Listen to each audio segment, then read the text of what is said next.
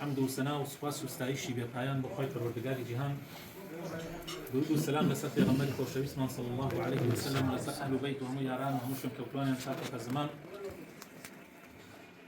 دەستخۆشی لە ماڵەی کاک ماجید و مام حاجی یەکەم بۆ قساسکردنی ئەم گوێزەبانەیە کە سنەتی پێغەمبەری خۆشەویستمانە صلی الله عليه وسلم. هەر کەسێکیش سنەتی پێغەمبەری خوا صلی الله عليه وسلم زیندوو بکاتەوە ئینشاءالله ئەجر و پاداشتەکەی لە لای خوای پەروەردگار گەلێ زۆرە. بۆیە من دەستخۆشیان لێ یەکەم و هیوادارم ئینشاءالله هەمومان هەر یەکێ لە لای خۆمانەوە بتوانین ئینشاءالله ئەم سنەتە زیندوو بکەینەوە. ئەمە طبعا لە عەرەبیە پێوترێ عەقیقە و لە کوردی خۆشمان پێوترێ گوێزەبانە یان حەوتەم یان مەولودی. ئەمەیە مەولودی کە لەناو کووردا چەندەها ساڵە هەبووە، بەڵام جاری وایە لەفزەکان دەستکاری ئەکرێ یان لەفزەکان جاری وایە بۆ شتی تر ئەبرێ، بەڵام ئەمە مەولودیە، یعنی تۆ خۆشیەک سازەکەی بە بۆنەی لە دایکبوونی مناڵێکەوە، ئیتر ئەو مناڵە کوڕ بێت یان وەکو کچ بێت. طبعا ئەوەی کە سنەتە بۆ ئەم مناسبە مبارەکە ئەنجام بدرێت، من عەرزی جەنابتان یەکەم ئینشاءالله تعالی یەکەم شت پێویستە ئێمە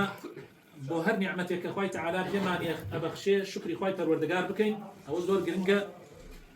سوپاسکردن و شکرکردنی خوای تەعالی لەسەر نیعمەتەکان ئەبێتە مایەی بەردەوامبوونی نیعمەتەکان و زیادبوونیان. خوای پەروەردگار ئەفەرمێ لئین شەکەرتم لەئەزیدەنەکم،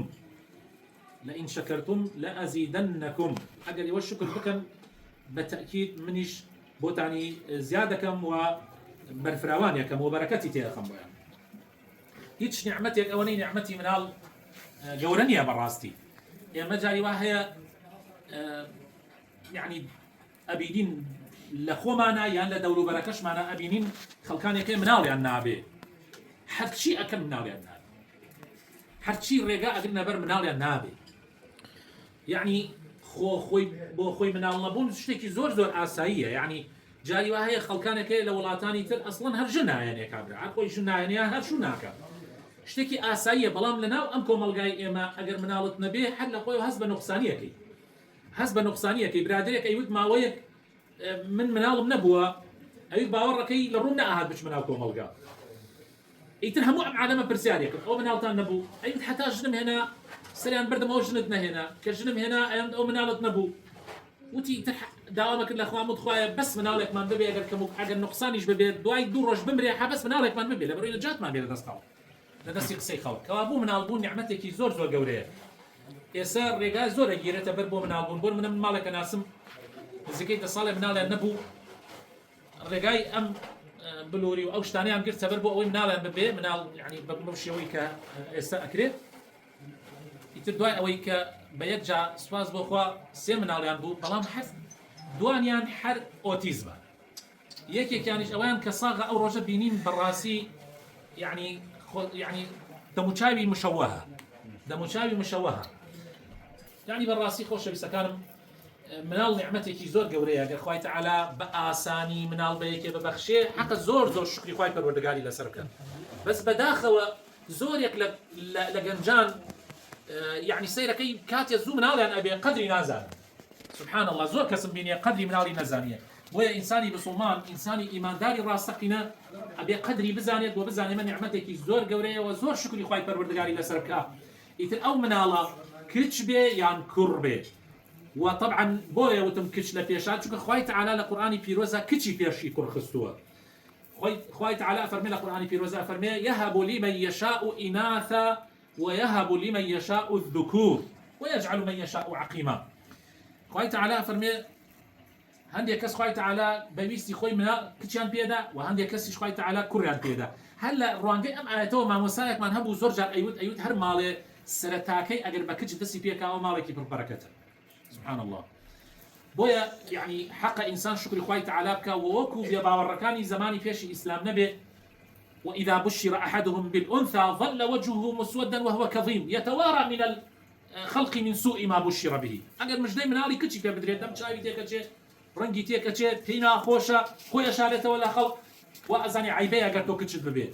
من ألم كتش شانازية أجر ببي والله بتمني خوم من أما تقريبا زي كيسي وكم صار ملام وإمام خطيبهم بینیمە بە تەجروبەی خۆم بینیمە زۆربەی جار باوکو دایک احتیاجی کچ بوون و کچەکان بە خەیوەنیان کردووە ناڵێم کوڕ نەبووە کوڕش هەیە چاکە بەڵام زۆربەی جار کچ باشە زۆربەی جار کچ بە کەڵکی باوکو دایک هاتووە لە کاتی پیریە ئێمەش وازانێ هەر کوڕ باشە و هەر کوڕ بە فریامانەکەوێت حتا تەنانەت باوکی وا هەیە من بینیمە وەرەسەکەی بەر لەوەی خۆی بمرێ بۆ ئەوەی کچەکانیشیان بەرنەکەوێ وەرەسەکەی دابەشەکاتە سەر ماڵەکەی دابەشەکاتە سەر کوڕەکانە کچەکانی لێ بێ بەشەکات ئەو تاوانە گەورە ئەنجامەدا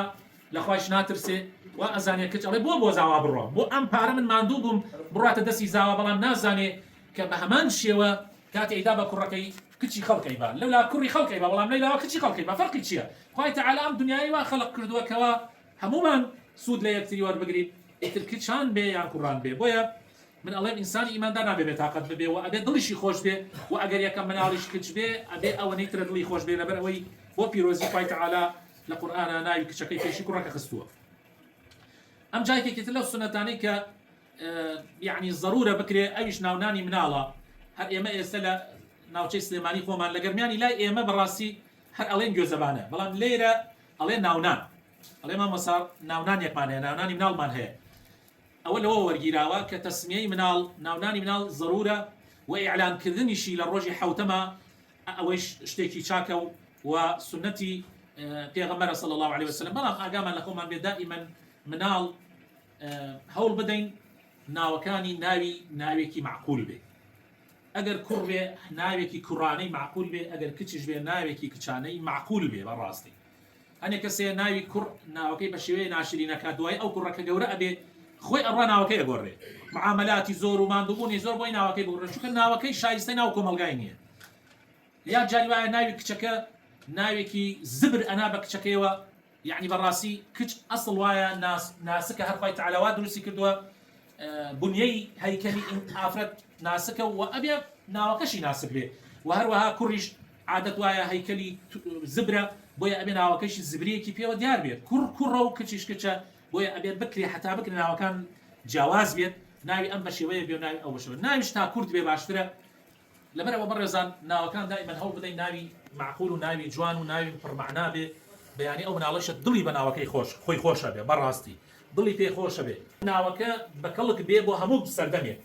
نەک بۆ زمانێک بەکەڵک بێ بۆ زمانێکی تر بەکەڵک نەیە تەمام حاجی ئەڵێ کەسێکمان لەگەڵا بوو لە ناو عەرەب با بڵێن ناو عەرەب بەڕاستی وا ئەزانن ئەگەر ناوی خراپ بنە لە مناڵەکانیانەوە مناڵانە ئەژێن نابنە چاوە بۆ ناوی فتێسە بووە یعنی واتە شتی تۆپی و شتی مردارەوە بوو یا ئەو ڕۆژە باسی کابرایەکیانە کرد لە بەغا ناوی مەشهور بووە کاتی خۆی وا بزانم لە سەر و پێوشتی وا مەشهور بووە ناوی حاجی زبالە بووە بزانم ئیتر کابرایەکیش باسی کرد ئەیوت کەسێکمان لەگەڵا بووە لە عەسکەری بەیەکەوە بووی ناوی زبالە داخل بەرمی زبالە داخل بەرمی یعنی بەڕاستی شتێکی زۆر ناشرینە ئەمە عادەتێکی زۆر ناشرینە ئەبێ ئینسان هەوڵ بدە لەو عادەتانە بە دوور بێ هەروەها خۆشەویستەکان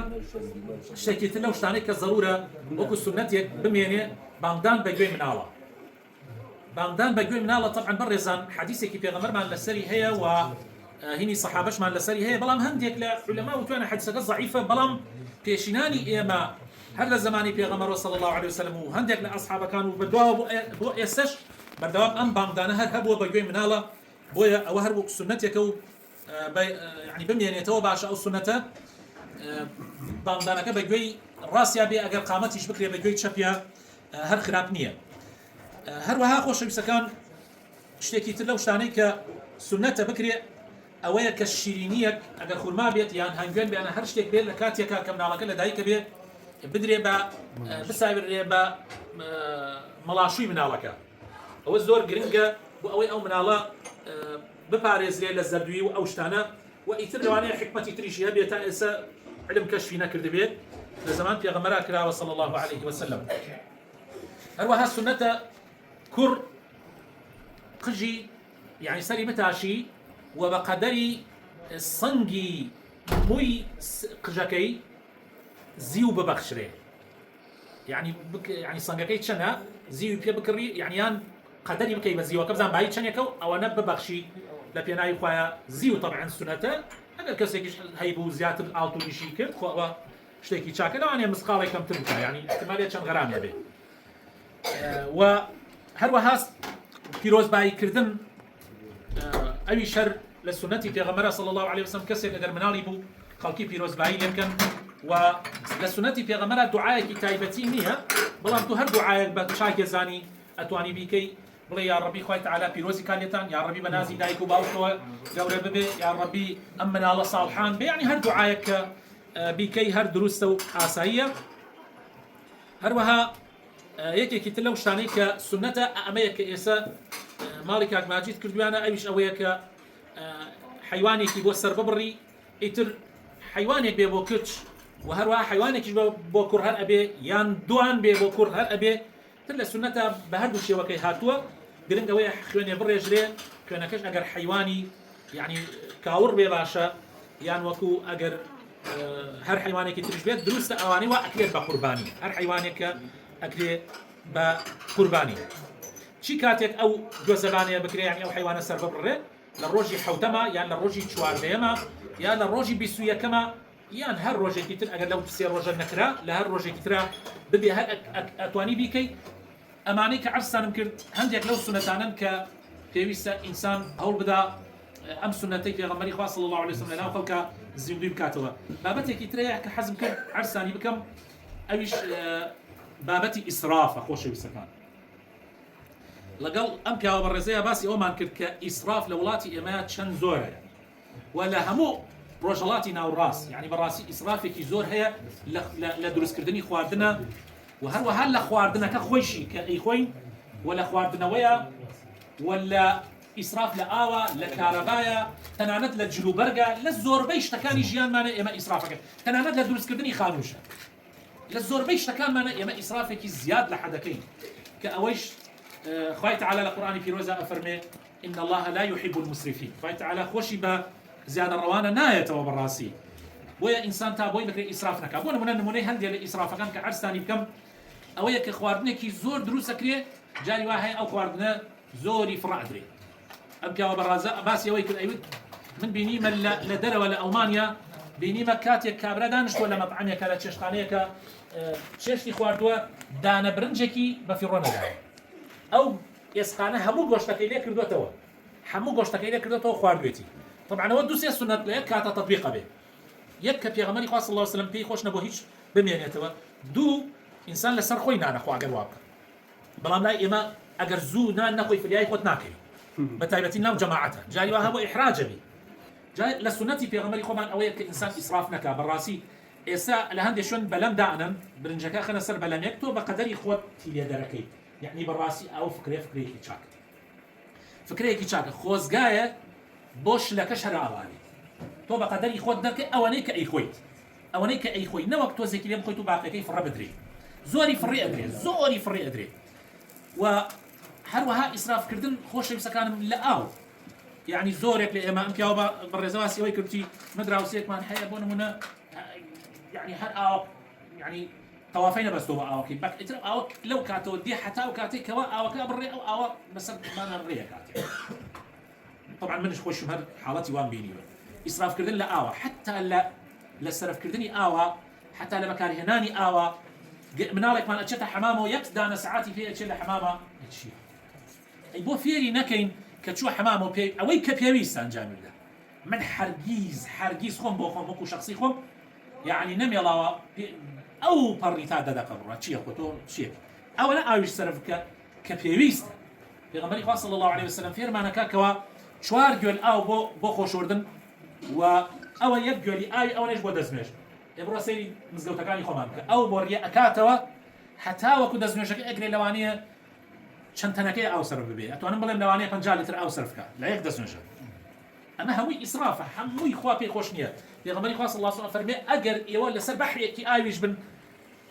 ئەفەرمێ هەر سەرف ئیسراف مەکەن لەسەر یەک بەحر ئاو تو لەمان بەحر دەستنوێژەکەی ئەفەرمێ ئیسراف مەکەن بۆی فێر ببی بۆی خۆت فێرکەی کاتی ئەو کاتی ڕۆیشتینە ئێران لە ئوردوگاکان بووین ئەلەوێ ئێمە کۆمەڵی گەنج بە یەکەوە بووین مزگەوتێکمان دروست کرده بوو ئاو نەبوو جاری وا هەبوو بە ئەوەنە ئاو دەستنوێژمانەکە هەرەبێت خۆت فێرکەی ئەوەنە ئاو ئێستا ئەگەر بە گەنجێکی ئێستا بڵێ لەم کاتە ئەڵێ ئەوەنە ئەو بیکە من هەڵی دەمەدەممە لوتمی پێ کەم دەوسم چای ئەڵێ بەش ناکە بەڵام ئەوەنە ئەو بەشی پێغەمبەری کردو بۆ بەشی تۆ ناکە ئێمە ئیسرافەکەین بەڕاستی ئیتر ئەوە طبعاً خۆشەویستەکانم لە کارەباوە هەر باس مەکە بەردەوام گڵۆپانە لە ئەسووتێ لە وڵاتانی تر وان نییە بەڕاستی لە شوێنێک کە یعنی پێویست نەبوو با گڵۆپی تا ئیش نەکا و کارەبا زیاد سرف نەبێ لە جلوبەرگە ئەلە ماوە بینیم ئەڵێ کابرا کە ئەو کابرایی کە خاوەنی کۆمپانیای فەیسبووکە طبعاً لە دەوڵەمەندەکانی جیهان خاوەنی کۆمپانیای فەیسبووکە ئەڵێ هەموو جارێ ئەیان بینی تیشێتێک لەگەڵ یەک پانتۆڵی کابۆیە هەموو جارێ بەو شێوە ئەیان بینی ئەڵێ وتیان بابەت تۆ کەپەلی تر نێبێتە بەر ئەمە دەبێت وتی بەڵێ جلێکی کەشم هەیە دوو جلم هەیە دوو دەستە جلم هەیە هەردووکی لە یەک لەونە یعنی هەردووکی هەر وایە بۆیشە لە یەک شێوە کردمە لەبەرەوەی کاتێک کرد ئەڕۆم بۆی خۆم بگۆڕم زۆر بیرم لا هین نەبێ هەر کامیان ئامادە بێ یەکسەری کەمە بەرم بیر لەوە ناکەم ئێمە جاری وایە نێو دانە سەعات بیرەکەمە چی قاتێ بکەینەوە باوەڕێکی خەڵکی وا هەیە طبعاً لە مام ناوەندەکان لە ئەوانە نافرە دەوڵەمەندن لە مام ناوەندەکان من خەڵکی وا هەیە 50 قەمیسی ئوتوکراوی حازری لە ناوی نەکە هەیە ئەوە طبعاً بۆ پیاو بڵێن ئەوە ئافرەت هەر باس مەکە نازانەکانیان کاتە ئەوە تر قاتەکانی نازانەکان ئەوەی ئیسرافە بەڕاست هەمووی کات کوشتنە هەمووی وەقتمان ئەڕوا هەمووی ژیانمان هەمووی بۆ بە جلوبەر قاتی وا هەیە ئەڵێ ئیسن نەتان بیست ئەڵێ وەڵا مەسەن چکولێتی وا هەیە کیلۆی دانەی دێتە 2000 مەسەن کیلۆی ئەوەنەتانێ پاقلەوای وا هەیە ئاوانەتان ئێمە بۆچی ینی خۆ هەر شتێکە ئەخورێ ئەم خورمایە هەر خورمایە هەیە زۆر گرانە زۆر هەیە ناڵێن خراپ بەڵام وەسەط تاواکارم لە ژیانمانە هەوڵ بدەین بینە خۆمانە ئیسراف نەکەین لە هەموو بوارەکانی ژیانمانە و خۆی تەعالە بۆ خاتر ناوەجوانەکانی پەیداکماندا ڕەحمەت بێت والسلام عليكم ورحمة الله وبركاته.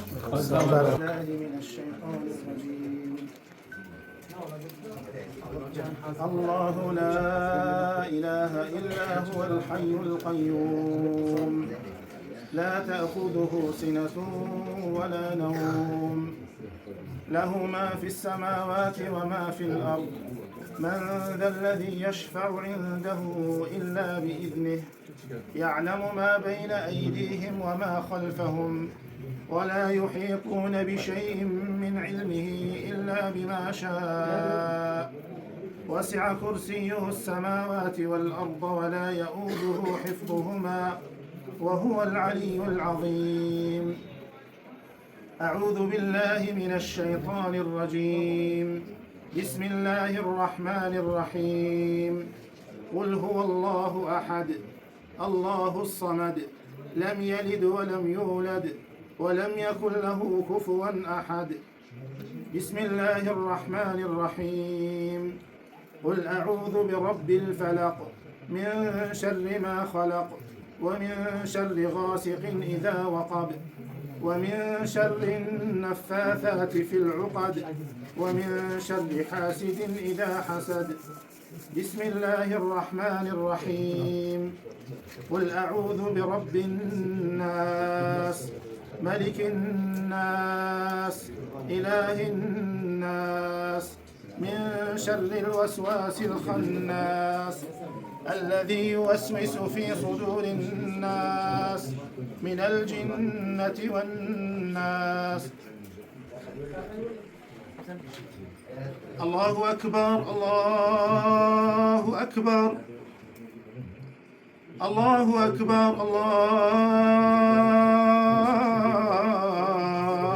الله أكبر أشهد أن لا إله إلا الله أشهد أن لا إله إلا الله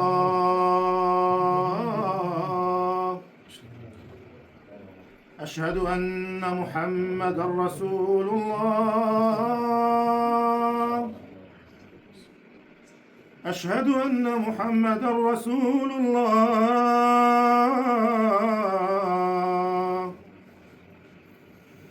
حي على الصلاة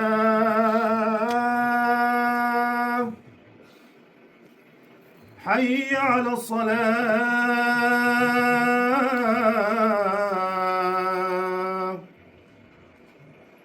حي على الفلاح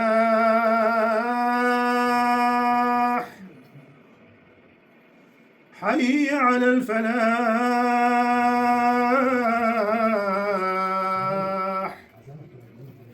الله أكبر الله أكبر لا إله إلا الله الله أكبر الله أكبر أشهد أن لا إله إلا الله أشهد أن محمد رسول الله حي على الصلاة حي على الفلاح قد قامت الصلاة قد قامت الصلاة الله أكبر الله أكبر لا إله إلا الله يا ربي غزوخان تمن دريز بسم الله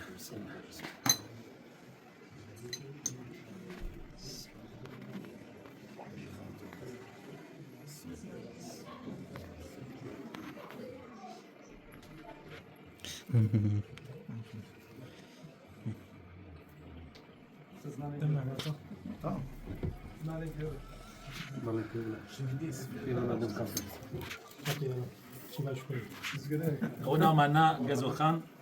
کچی کاک بەڵێن کچی کاک ماجد خۆی تەعالا بخاتن ناوجوانەکانی خۆی ناوگیری کا و ساڵحانی کا و ببێتە مایەی خێر و بەرەکەت بۆ ئەم خانەوادەیە و ببێتە زخر و توێشوەیەکی باشیش بۆیان بۆ قیامەت یا رب العالمین خۆی تەعالا ساڵحانی کە